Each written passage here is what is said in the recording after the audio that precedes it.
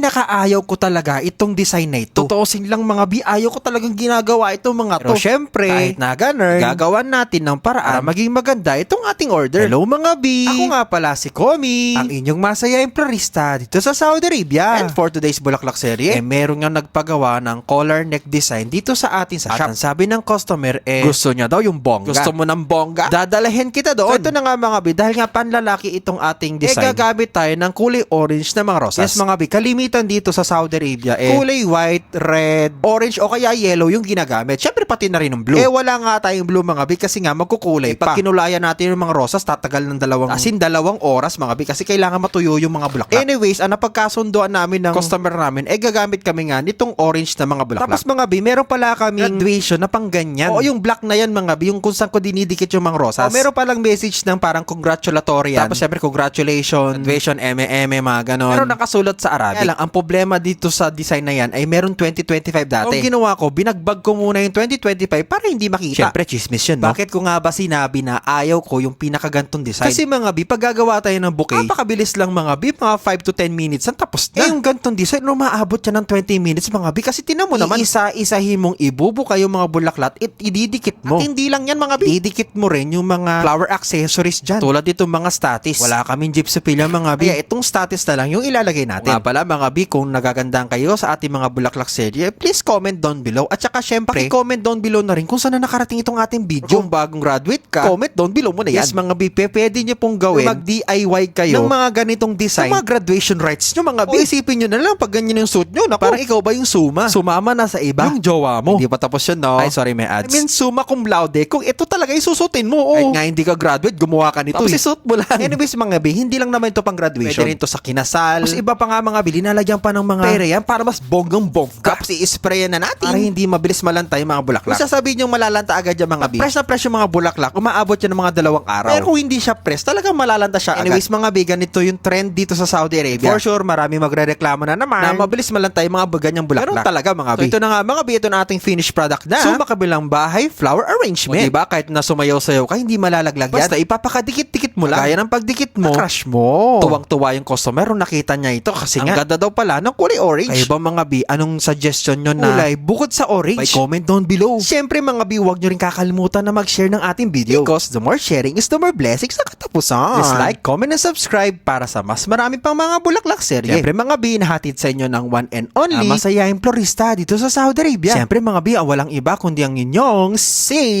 Komi. So paano ba yan mga bi? Siyempre mga bi, sana graduate ka na sa feelings na ayaw mo pa rin bitawan hanggang ngayon. Matatapos na lang may ads pa. So yun lamang mga bi, kita-kits ulit. See you soon, mama chup chup!